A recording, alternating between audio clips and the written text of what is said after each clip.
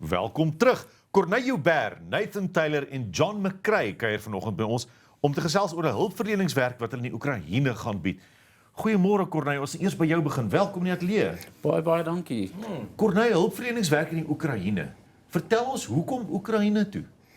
So, dit was maar nog altyd 'n passie van my om mense te help. En hierdie is 'n baie goeie geleentheid om dit te doen. Die mense daar kry verskriklik swaar. Ek lees gister juis daar's nou weer 1200 liggame gevind in 'n massagraf. Gister. Staan so en die kinders en vrouens en ou mense wat probeer uitkom kry verskriklik swaar. So dit is maar die groot inspirasie agter dit. En jy sien, ons het nou in die nuus ook gelees dat daar klomp Oekraïners weer terug beweeg in die Oekraïne in, jy weet. En dis mense wat nie, daar's nou niks, nee. Ja. Ons weet nie hoe lyk die situasie daar nie. So daar gaan verseker hulp nodig wees. Nee. Ja. 'n Mens sit en wonder, hoe braaf moet jy wees om so toe te gaan? Dis dit wat ek vra, hoekom gaan jy dan na Oekraïne toe? Daar's mos nou 'n volskaalse oorlog. Wat is dit wat jou soontoe stoot ten spyte van die feit dat daar gevaar is? So dit is weer eens mense wat hulp nodig het en vir my self dink ek dit gaan vir my as mens kyk na kom ons sê ons eie land. Daar's ook mense wat swaar kry. Maar die Oekraïne self spesifiek nou is 'n fokuspunt en ek voel hoe meer fokus mens kan trek na mense wat swaar kry, hoe meer kan mens dit weer deurtrek na ander mense toe wat swaar kry en weer sê 'n poging aanwend om hulle ook te help.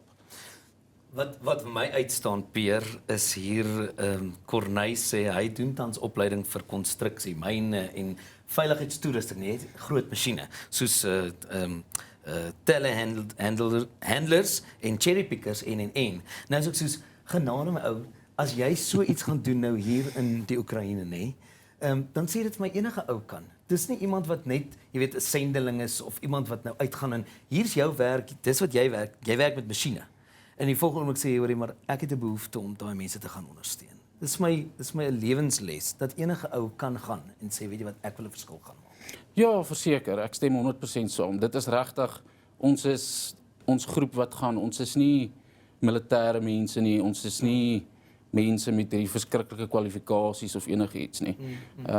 Ons is regtig net 'n klomp gewone mense wat wil help. En jy praat dan van die mense wat gaan, Nathan Taylor en John MacRae gaan ook saam. You guys are in teams. Morning, welcome, Nathan and John. Good morning, yes. Morning. Hello. It's lovely to hear from you, and thank you for joining us this morning. Just for our viewers, a quick rundown. Who is who, and where are you from? Okay, well, I'm John. I'm from Inverness in Scotland, and this is my colleague Nathan. There you go, Nathan. Where are you from? I'm from Dunfermline in Fife, so not far from Inverness. How did the three of you guys get together? How did you manage to pull this thing off or to plan it? Three guys from different places in the world.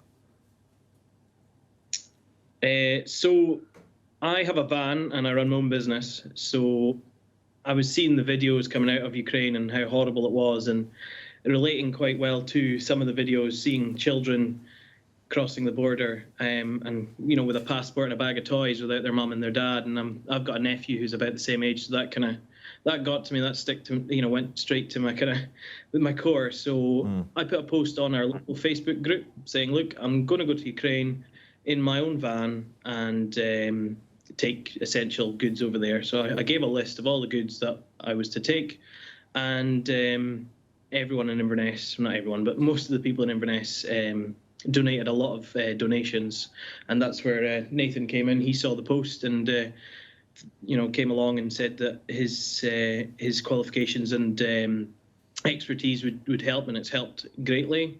And he's been there through the entire kind of process. And then Corné was the same. He messaged the Facebook page and the Facebook group and messaged to get involved as well. So we kind of just took it from there, really. Amazing, the power of social media across borders and languages and cultures, isn't it, John? Yes, it is. It's amazing the support that we're getting from everywhere. And it's amazing to see that people actually care about this kind of stuff, and that can see that people are in need and are needing help. And it's good to see that people are still kind and generous in this day and age. You refer Power of kindness, yeah. Yeah, you refer to the fact that it hit an emotional chord with you, seeing children crossing the border, and that your family, you refer to your family. Nathan, in your case, what was your motivation? I'd probably say the same. Volunteered with the British Red Cross for a lot of years and seen volunteers go to different countries. And unfortunately, my volunteer came to an end with the Red Cross when one of their services shut down. So I think I wanted to look for another way to continue giving back to others in such a way. Seeing kind of what's going on over in Ukraine, it does hit home. It hits home when, you've got family who are the same age, mum, children, these are people that just get on with their daily lives that have been stopped from doing that now. And we can make a difference and try and bring them back to a little bit of normality and give them a safe place by doing what we can to help them. So, yeah. So that's what does it. How big is the team? Do you have like several people involved going with you, or is it only like you three guys? So we're a very small team. So it's me, Nathan, Corné. I believe somebody else that Corné knows is coming, and also I believe someone from France is also heading along with us. So we are a very small team, but we have partnered up with other groups and organisations that are doing the same as us, but in England, and they've kind of led us on what to do, because they've already sent several convoys down, so they've sent us the paperwork that we need to do and the customs checks and what our vehicles require to pass the borders and drive on through multiple countries, because we're going through France, Germany and Poland, and I also think we're going through, is it the Netherlands possibly as well. So we've got several countries to cross before we get to Poland and Ukraine. Nathan, John, Corné, we're going to continue our chat with you later on, but first we're going to break for some news. So bly geskakel, 'n bietjie nuus en net hierna gesels ons verder.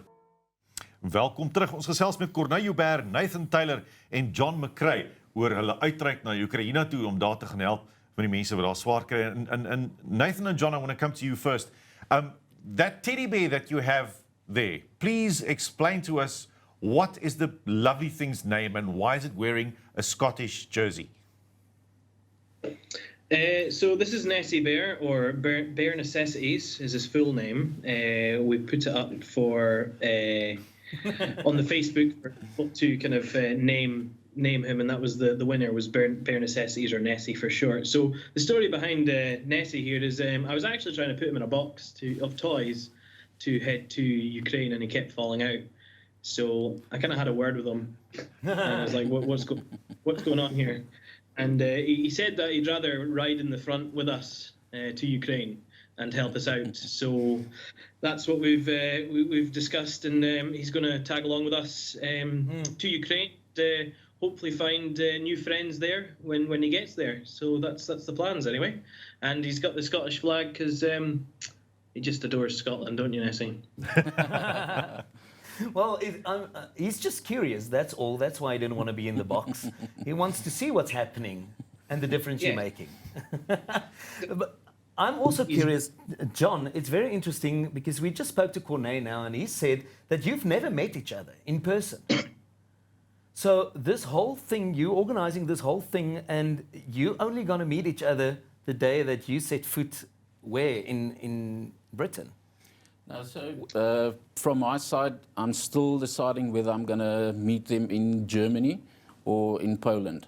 It's also, we're still looking for another vehicle as well to get it through, but obviously that's more money and more paperwork, etc., etc. Yeah. So that will be the first time that we actually meet face to face. And you guys are riding in your own vehicles, eh? Yes, it's my own company vehicle. Yes, that I'm taking along with me.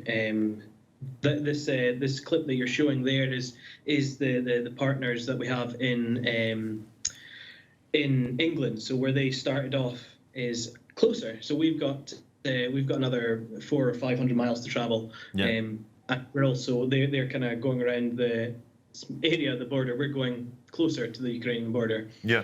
So our own vehicles, and yeah. So. And tell me more about the logistics. I mean, you get there. Do you think there will be water? Do you think there will be electricity? What are the basics, the practical things that you're worried about? So we have contacts in Poland. So we are to drop some of our aid off in Poland to help the refugees. We'll be staying there for about 7 days, and we have arranged to go into Ukraine to deliver fresh fruit and veg to an orphanage and I believe a children's hospital. So on the ground, the reports that we're getting from the areas that we'll be going into, there have been some light shelling or rocket attacks, but electricity and all that is still working. Water, we'll probably be taking water supplies with us as well, to make sure that they have clean drinking water. We've also got purification tablets and things as well that are going with us. So we're not heading too far into Ukraine just for safety reasons. Some of the volunteers may head further, but that's personal choice. Just a couple other things. What do you think are the needs of the Ukrainians at this stage? What are the things that you think you can make a difference in?